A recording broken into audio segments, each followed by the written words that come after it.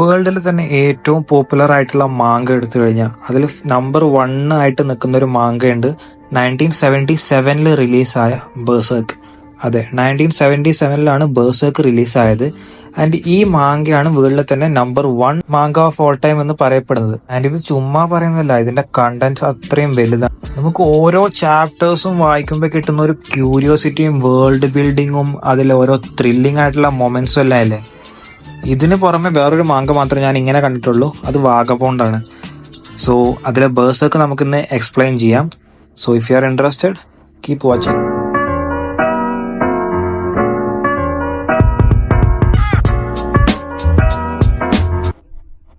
So Berserk manga തുടങ്ങുന്ന തന്നെ ലോകത്ത് തന്നെ ഇതുപോലൊരു ആനിമയോ മാങ്കയോ തുടങ്ങിയിട്ടുണ്ടാവില്ല. അതുപോലൊരു ക്രീപ്പി പാനൽ കാണിച്ചുകൊണ്ടാണ്, ക്രീപ്പി ആണെന്ന് പറയാൻ പറ്റും, ക്രീപ്പി പാനൽ കാണിച്ചുകൊണ്ടാണ് ഈ മാങ്ക തുടങ്ങുന്നത്. ഇപ്പൊ നിങ്ങൾ ആലോചിച്ചിട്ടുണ്ടാവും എന്താണ് ഇതിന് മാത്രം ക്രീപ്പി എന്ന്. ഇതിന്റെ മാനുവൽ ചാപ്റ്റർ തുടങ്ങുന്നത് തന്നെ ഒരാള്, ഗഡ്സ് എന്ന് പറയുന്ന ഒരാള് ഒരു മോൺസ്റ്റർ ആയിട്ട് സെക്സ് ചെയ്തുകൊണ്ടിരിക്കുന്ന സീൻ കാണിച്ചിട്ടാണ്. ലിറ്ററലി അയാള് ഒരു മോൺസ്റ്റർ ആയിട്ട് ഇന്റർകോസ് ചെയ്തുകൊണ്ടിരിക്കുകയായിരിക്കും. അത് ഈ പരിപാടിയൊക്കെ ചെയ്തതിനു ശേഷം ഗഡ്സിന്റെ കൈ എടുത്ത് ആ മോൺസ്റ്ററിന്റെ വായിലോട്ട് വെക്കും. ഓക്കെ, അങ്ങനെ അതിനെ കൊന്നു കളയും അവിടെ. അതിനുശേഷം നമുക്കൊരു കിണ്ടാണ് കാണിക്കുന്നത്. ആ കിണ്ടത്തിലോട്ട് നമ്മുടെ ഗഡ്സ് എൻ്റർ ആവുന്നുണ്ട്. എൻ്റർ ആയ ഉടനെ തന്നെ കാണിക്കുന്നത് ഒരുപാട് ചെറിയ കുട്ടികളെ തടവിലാക്കി കൊണ്ടുപോകുന്നതാണ്. ഒരു കുതിരയുടെ മുകളിൽ തടവിലാക്കി ചെറിയ കുട്ടികളെ കൊണ്ടുപോകുന്നതാണ് ആദ്യത്തെ സീൻ കാണിക്കുന്നത്. ആൻഡ് രണ്ടാമത്തെ സീനായിട്ട് കാണിക്കുന്ന ഒരുപാട് പേര് കുടിച്ചിട്ട് ഒരു എൽഫിനെ, അതായത് ഒരുമാതിരി ടീസ് ചെയ്യുന്നതാണ് കാണിക്കുന്നത്. ഇതൊന്നും കണ്ടിട്ട് ആരും തടുക്കുന്നില്ല, കാരണം ഇതൊക്കെ ചെയ്തുകൊണ്ടിരിക്കുന്ന ആള് ആ കാസിൽ തന്നെ, ആ കൊട്ടാരത്തിൽ തന്നെ ഉള്ള ആളാണ്. അതുകൊണ്ട് ആരും തടുക്കുന്നൊന്നുമില്ല.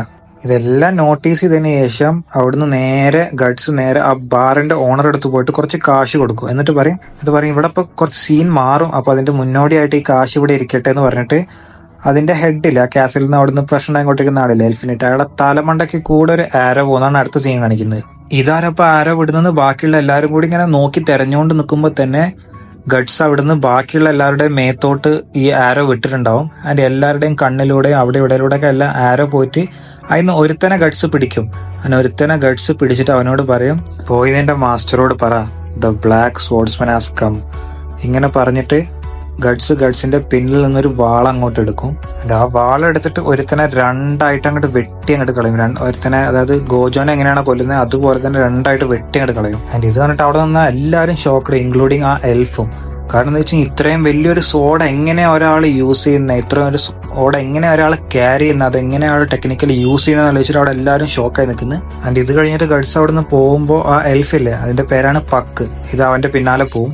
ഇതാരാണ് ഇയാൾ, ഇത്രയും പവർഫുൾ ആയിട്ടുള്ള ആരാണെന്ന് അറിയാനുള്ള ക്യൂരിയോസിറ്റിയിൽ എൽഫ് ഗഡ്സിന്റെ പിന്നാലെ ഉണ്ടാവും. പക്ഷെ ഗഡ്സ് മൈൻഡ് തന്നെ ചെയ്യുന്നുണ്ടാവില്ല. നേരെ മറിച്ച് ഗഡ്സ് പറയും, നീ എന്നെ തൊട്ടാ തന്നെ ഞാൻ ഇവിടെ തീർത്ത് കളയെന്ന് പറയും. ആൻഡ് ഇത് കേട്ട് പക്ക് ദേഷ്യത്തോടെ പറയും, നീ ഇവിടുന്ന് എത്രയും പെട്ടെന്ന് ഈ കിണ്ടത്തു നിന്ന് പൊക്കോന്ന് പറയും. കാരണം നീ ഇപ്പൊ ആരെയാണോ അടിച്ചിട്ടേക്കുന്നത് അവരെല്ലാം കൊട്ടാരത്തിലുള്ള ആൾക്കാരാ, അതുകൊണ്ട് നീ പെട്ടെന്ന് തന്നെ ഇവിടുന്ന് പൊയ്ക്കോന്ന് പറയും. ബട്ട് ഗഡ്സ് ഇതൊന്നും കേൾക്കാണ്ട് മുന്നോട്ട് തന്നെ പോകും. മുന്നോട്ട് പോയി കുറച്ചാണ് നിൽക്കുമ്പോൾ തന്നെ അവിടെ ഒരുപാട് സോൾജേഴ്സ് ഗഡ്സിന് മുന്നിൽ വന്ന് നിൽക്കും. ഇത്രയും സോൾജേഴ്സ് ഒരുമിച്ച് വന്നതുകൊണ്ട് തന്നെ പക്ക് വെല്ലം അവിടുന്ന് മുങ്ങും.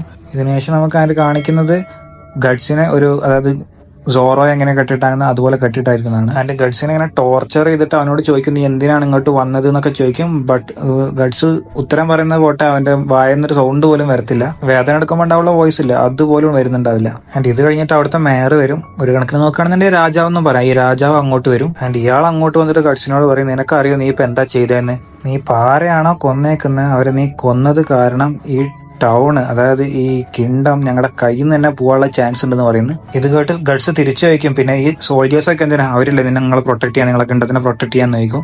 അപ്പോൾ മേയർ വയർത്തുകൊണ്ട് പറയും, ഈ ടൗണിൽ വലിയൊരു ഡേഞ്ചർ ഉണ്ട്. ആ ഡേഞ്ചർ ഒരു മനുഷ്യൻ പോലും അല്ല, അതൊരു വലിയൊരു മോൺസ്റ്റർ ആണ്. അയാളെ തോൽപ്പിക്കാൻ ഞങ്ങളെ ഈ സോൾജേഴ്സിനെ കൊണ്ടൊന്നും പറ്റത്തില്ല. അതൊരു അത്രയും ഹെല്ലിൽ നിന്ന് വന്ന പോലുള്ളൊരു മോൺസ്റ്റർ ആണെന്ന് പറയുന്നുണ്ട്. അയാൾ ആർക്കും കൊല്ലാൻ പറ്റുന്നില്ല, ഒരു സിംഗിൾ മനുഷ്യന് പോലും അയാളെ കൊല്ലാൻ പറ്റുന്നില്ല എന്ന് ഇയാൾ പറയുന്നുണ്ട്. ആൻഡ് ഇത് കേട്ട് വീണ്ടും ഗഡ്സ് റീപ്ലൈ കൊടുക്കും, ഇപ്പോഴാണ് എനിക്ക് മനസ്സിലായത് നീ അവനായിട്ട് എന്തിനാണ് ഇങ്ങനെ ഒരു ഷേഡി ആയിട്ടുള്ള ഡീല് ചെയ്തതെന്ന്. ഇത് കേട്ടൊരു മാസ്റ്റർ ചോദിക്കും, നിനക്ക് എന്തറിയാം, നിനക്കെങ്ങനെ അറിയാം, നിനക്ക് എന്തറിയാം. ആൻഡ് ഇത് കേട്ട് ഗഡ്സ് പിന്നെയും പറയും, എനിക്കറിയാം ആ മോൺസ്റ്റർ മനുഷ്യന്മാരെയാണ് കഴിക്കുന്നതെന്ന്. ആൻഡ് ആ മനുഷ്യന്മാരെ സപ്ലൈ ചെയ്യുന്നത് നീയാണ്, മേയറാണെന്ന് ഗഡ്സ് പറയുന്നുണ്ട്. ആൻഡ് ഇതിന്റെ തെളിവായിട്ടാണ് ഫസ്റ്റ് സീനിൽ തന്നെ ആ കുട്ടികളെ കൊണ്ടുപോകുന്നതും സ്ത്രീകളെ കൊണ്ടുപോകുന്നതും കാണിച്ചിരുന്നത്. ഇത് കേട്ടിയാളും പിന്നെയും വിട്ടുകൊടുക്കാണ്ട് പറയും, ഞാനാണ് ഈ നാട്ടിന്റെ മേയർ, എനിക്ക് എങ്ങനെയെങ്കിലും ഈ ടൗണിനെ രക്ഷിക്കണം എന്നുള്ള ഒറ്റ ചിന്തയേ ഉള്ളൂ എന്ന് പറയും.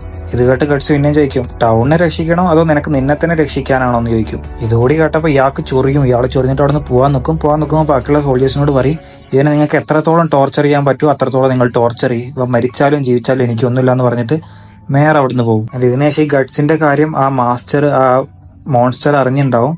ആൻഡ് ഈ കാര്യം മേയറിനോട് ചോദിക്കും. ആൻഡ് ഇത് അറിഞ്ഞതിന് ശേഷം മേയർ നേരെ പോയിട്ട് അവിടുന്ന് മാപ്പ് പറഞ്ഞിട്ട് മാപ്പ് മാത്രം പറയുകയല്ല, അയാൾക്ക് കൊടുക്കുന്ന പ്രിസണേഴ്സിനെയും പൈസയും എല്ലാം ഇൻക്രീസ് ചെയ്ത് തരാന്ന് പറയും. പക്ഷെ ഈ മോൺസ്റ്റർ അവിടെ നിന്നൊരു ചെവി എടുത്ത്, ഒരാളെ കഴിച്ചതിന് ശേഷമുള്ള ചെവി എടുത്തിട്ട് നേരെ ഇയാളുടെ ഈ മേയറിന്റെ മൂത്തോക്ക് വലിച്ചെറിഞ്ഞിട്ട് അവിടെയുള്ള എല്ലാ പട്ടാളക്കാരെ കൊണ്ടും ഇയാളെ പിടിപ്പിച്ചിട്ട് ഇയാളെ ജയിലിലോട്ട് ഇടും.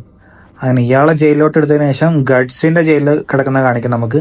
ആൻഡ് ഗഡ്സ് ജയിലിൽ കിടക്കുമ്പോൾ ഗഡ്സിനെ അതായത് ഉപദ്രവിക്കാൻ വേണ്ടിയിട്ട് അവിടുന്ന് ഒരു വികൃതമായിട്ടുള്ള ഒരു ജീവി ഇങ്ങോട്ട് ഗഡ്സിന്റെ അടുത്തോട്ട് വരും. പെട്ടെന്ന് അവനാണ് പക്ക് വന്നിട്ട് അതിനെ അവിടുന്ന് കൊല്ലും. ആൻഡ് ഇങ്ങനെ ജീവൻ രക്ഷിച്ചുകൊണ്ട് ഗഡ്സ് പക്കിനോട് ചോദിക്കുക, നീ എന്തിനാ ജീവൻ രക്ഷിച്ചെന്ന് ചോദിക്കും. ആ പക്ക് പറയും, ഒരു കടം വീട്ടിയതാ, വേറെ ഒന്നുമില്ല എന്ന് പറയും. ആൻഡ് ഇതിന് ശേഷം ഗഡ്സിന്റെ മേത്തുള്ള ഇഞ്ചറീസ് എല്ലാം കണ്ടതിന് ശേഷം പക്ക് അത് ശരിയാക്കാൻ വേണ്ടിയിട്ട് അങ്ങോട്ട് ചോദിക്കും. പക്ഷെ അപ്പൊ തന്നെ ഗഡ്സ് പറയും, എന്നെ തുടരുത് എന്ന് പറയും. അത് കേട്ടിട്ട് പക്ക് പറയും, എടാ ചങ്ങായി, ഞാൻ വേറൊന്നും ചെയ്യാനൊന്നുമല്ല, തെറ്റായിട്ടൊന്നും ചെയ്യാനല്ല, നീ ഇങ്ങനെ കിടക്കുമ്പോഴും നിന്റെ അഹങ്കാരത്തിന് കുറവില്ലല്ലോ എന്ന് പറയും. ആൻഡ് ഇത് കഴിഞ്ഞതിന് ശേഷം പക്ക് നല്ല അവനെ ഹീൽ ചെയ്തുകൊണ്ടിരിക്കുമ്പോൾ ഒരു മുറിവ് കാണും. ആ മുറിവ് എന്ന് വെച്ച് കഴിഞ്ഞാൽ അത് ഓൾറെഡി ഉണങ്ങിയ മുറിവാണ്. കാരണം ബാക്കിയുള്ള മുറിവെല്ലാം പക്ക് ഹീൽ ചെയ്തിട്ടുണ്ടാവും. ഇതൊരു ടാറ്റു പോലെ അവന്റെ മേത്ത് കാണും. ആൻഡ് ഇതെന്താണെന്ന് പക്ക് ചോദിക്കുമ്പോൾ ഗഡ്സ് പറയും, ഇതൊരു ബ്രാൻഡാണ്. ആരൊക്കെ ഈ മാങ്ക വായിച്ചിട്ടുണ്ടോ അവർക്ക് എന്തായാലും ഇപ്പൊ മനസ്സിലായിട്ടുണ്ടാവും. പക്ഷെ പക്കിനൊന്നും മനസ്സിലായിണ്ടാവില്ല. പക്സ് വായിച്ചിട്ടുണ്ടെങ്കിൽ പക്സിന് മനസ്സിലായിരുന്നു. പക്ഷെ ലെറ്റ് മീ ടെൽ യു, ഈ ടാറ്റും ഗഡ്സും തമ്മിൽ ഭയങ്കര ഒരു വലിയ ബോണ്ട് ഉണ്ട്. ആൻഡ് ഇതിന് ശേഷം ഗഡ്സും പക്കുമായിട്ടുള്ള കോൺവെർസേഷൻസ് കാണിക്കുന്നുണ്ട്. ആൻഡ് ഈ സംസാരത്തിൽ പക്കിന് അതായത് ഗഡ്സ് ആയിട്ടുള്ള എന്തൊക്കെയാണ് ഗഡ്സിന്റെ പ്രശ്നങ്ങളെന്നിങ്ങനെ ഇമോഷനായിട്ട് കണക്ട് ആയിട്ട് മനസ്സിലാകാൻ തുടങ്ങും പക്കിന്.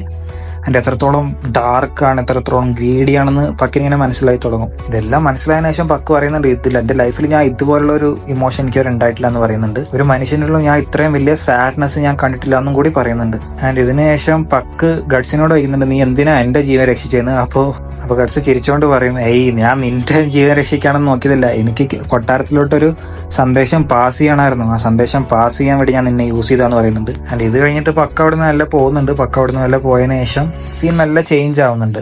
സീൻ കാണിക്കുന്ന നേരെ ടൗണിലാണ്. ടൗൺ ആണെന്നുണ്ടെങ്കിൽ മൊത്തം അതായത് ലഹളയായിരിക്കും. ഈ മോൺസ്റ്റർ എല്ലാ ആൾക്കാരെയും പിടിച്ചിട്ട് അവരുടെ രക്തം കുടിച്ചുകൊണ്ടിരിക്കുകയായിരിക്കും. അവിടെ നമ്മുടെ ഗഡ്സിന്റെ എൻട്രി ഉണ്ട്. ഗഡ്സിന്റെ എൻട്രി എന്ന് വെച്ച് കഴിഞ്ഞാൽ മെറ്റൽ ആം, അതായത് ലെഫ്റ്റ് സൈഡ് മെറ്റൽ ആമും ബ്ലാക്ക് സോഡും പിടിച്ചിട്ട് ഗഡ്സ് അവിടെ എൻട്രി കൊടുക്കും. ഗഡ്സ് എൻട്രി കൊടുത്തിട്ട് എല്ലാ സോൾജേഴ്സിനും അവിടെ നിന്ന് അടിച്ചിടുന്നുണ്ട്. നോർമൽ സോൾജേഴ്സിന് ഒന്നും ചെയ്യാൻ പറ്റാത്തതുകൊണ്ട് തന്നെ ആ മോൺസ്റ്റർ നേരെ ഗഡ്സ് ആയിട്ട് ഫൈറ്റ് എടുക്കാൻ വരും. പക്ഷെ ഗഡ്സ് വിട്ടുകൊടുക്കാണ്ട് ജസ്റ്റ് ആരോസ് വെച്ചിട്ട് തന്നെ മോൺസ്റ്ററിനെ ഒരു വിധമാക്കും, മോൺസ്റ്ററിനെ അടിച്ചൊരു വിധമാക്കും. ഇത് കണ്ടിട്ട് എല്ലാവരും ഷോക്കായി നിൽക്കുന്നുണ്ടാവും. പക്ഷെ പെട്ടെന്ന് തന്നെ ആ മോൺസ്റ്റർ, അതായത് ഇത്ര നേരം മനുഷ്യന്റെ രൂപത്തിലുണ്ടായിരുന്ന മോൺസ്റ്റർ അയാളുടെ സ്വയരൂപം എടുക്കും. അയാൾ ഒരു സ്നേക്ക് പോലെയുള്ള ഒരു വലിയ മോൺസ്റ്റർ ആയിട്ട് മാറും. ആൻഡ് ഇങ്ങനെ വലിയ മോൺസ്റ്റർ ആയതിനു ശേഷം ഗഡ്സിനെ അവിടെ നിന്ന് എടുത്തിട്ട് അടിച്ച് ദൂരേക്ക് എറിയും. അതിനുശേഷം ഇങ്ങനെ പറയും, ഒരു മനുഷ്യനും ആവൂല എന്നെ ഒന്ന് കൊല്ലാൻ പോയിട്ട് തൊടാൻ പോലും എന്ന് പറയും. ആൻഡ് ഈ മോൺസ്റ്ററിന്റെ സ്വയരൂപം കണ്ടിട്ട് അതിന്റെ സ്വന്തം സോൾജേഴ്സ് തന്നെ അയാളെ വിട്ടിട്ട് ഓടി പോകുന്നുണ്ട് അവിടുന്ന്. ഇതിനുശേഷം ഈ മോൺസ്റ്റർ എടുത്ത് അലക്കുന്ന, അതായത് ഗഡ്സിനെ തലങ്ങും വിലങ്ങും എടുത്ത് അടിക്കുന്ന, ഗഡ്സിന് എണീക്കാനുള്ള ആവത് പോലും ഇല്ലാണ്ട് അങ്ങനെ എടുത്ത് അലക്കുന്നത്. ഇങ്ങനെ എടുത്ത് അലക്കിയതിന് ശേഷം ആ മോൺസ്റ്റർ തോന്നി അവൻ ചാവാൻ പോകണമെന്ന് വിചാരിച്ചിട്ട് ഇവനെ മെല്ലെ എടുത്തിട്ട് അടുത്തോക്ക് കൊണ്ടുവരും. ഇങ്ങനെ ഒരു അവസരം കിട്ടിയേക്ക് തന്നെ ഗഡ്സിന്റെ മെക്കാനിക്കൽ ആം എടുത്തിട്ട് നല്ല രീതിക്ക് ഒരു കൊടുക്കൽ അങ്ങോട്ട് കൊടുക്കും. ഇങ്ങനെ ഒന്ന് കിട്ടിയതിന് ശേഷം ആ മോൺസ്റ്റർ വിടാണ്ട് പിന്നെ ഇവനെ അടിക്കാൻ വേണ്ടി വരും. അപ്പോക്കിന് ഗഡ്സിന്റെ വാൾ എടുത്തിട്ട് ഈ മോൺസ്റ്ററിനെ രണ്ടായിട്ട് വെട്ടിക്കളയും. ആൻഡ് ഇങ്ങനെ വെട്ടി നിൽക്കുന്ന ഗഡ്സിനെ കണ്ടിട്ട് പക്കിന് തന്നെ തോന്നിപ്പോകും, ഇവിടെ ഇപ്പൊ ആരാ ശരിക്കും മോൺസ്റ്റർ എന്ന്. ആൻഡ് ഇങ്ങനെ രണ്ടായിട്ട് വെട്ടിയതിന് ശേഷവും ഗഡ്സ് വിടുന്നില്ല. ഗഡ്സിന്റെ ആരോസ് എടുത്തിട്ട് വീണ്ടും ഗഡ്സ് ആ മോൺസ്റ്ററിനെ അറ്റാക്ക് ചെയ്തുകൊണ്ട് തന്നെ ഇരിക്കുകയായിരിക്കും. അറ്റാക്ക് ചെയ്തതിനു ശേഷം തീ വെച്ചിട്ട് ഗഡ്സ് ചോദിക്കും, അതായത് ഗോഡ്സ് ഹാൻഡിനെ പറ്റി ചോദിക്കും. പക്ഷെ ഇതിനെപ്പറ്റി ഗോഡ്സ് ഹാൻഡിനെ പറ്റിയിട്ട് മോൺസ്റ്ററിന് ഒന്നും അറിയണ്ടാവുന്നില്ല. പക്ഷെ മോൺസ്റ്ററിന് ഒന്നറിയാം, അവന്റെ മേത്തുള്ള ആ ബ്രാൻഡിങ്ങിനെ പറ്റിയിട്ട് ഈ മോൺസ്റ്ററിന് അറിയാം. അങ്ങനെ ഇവൻ ഈ ഇതിനെ കത്തിച്ചതിന് ശേഷം അവനോട് തിരിച്ചു നടക്കും. അങ്ങനെ ഗഡ്സ് തിരിച്ചു നടന്നതിന് ശേഷം പക്ക് ഈ ഇവന്റെ ഉള്ളിലുള്ള അതായത് ഗ്രീഡും സാഡ്നെസ്സും ഗിൽട്ടൊക്കെ അല്ലേ, അതിനെല്ലാം കൂടി ഒരു പേര് കൊടുക്കും. ആ പേരാണ് ബെർസെർക്. അപ്പൊ ഇതാണ് ഫസ്റ്റ് പാർട്ട്. വീഡിയോ ഇഷ്ടപ്പെടുകയാണെന്നുണ്ടെങ്കിൽ നിങ്ങൾ എന്തായാലും ചാനൽ സബ്സ്ക്രൈബ് ചെയ്യുക, ലൈക്ക് ചെയ്യുക, പറ്റുകയാണെന്നുണ്ടെങ്കിൽ ഷെയർ ചെയ്യുക. നമ്മൾ 1K സബ്സ്ക്രൈബേഴ്സ് ആവാൻ ഇനി കുറച്ച് സബ്സ്ക്രൈബേഴ്സ് കൂടി മതി. അപ്പോൾ നിങ്ങൾ പറ്റുന്നവരെല്ലാവരും എന്നെ സപ്പോർട്ട് ചെയ്യുക. വീഡിയോ തുടർന്ന് തന്നെ ഇടുന്നതാണ്. നിങ്ങൾ എങ്ങനെയൊക്കെ ഈ വീഡിയോക്ക് നിങ്ങൾ ലൈക്ക് ചെയ്യുന്നോ ഷെയർ ചെയ്യുന്നോ അതിനനുസരിച്ച് ഞാൻ പെട്ടെന്ന് തന്നെ വീഡിയോ പോസ്റ്റ് ചെയ്യാൻ നോക്കാം. So thank you for watching guys. By.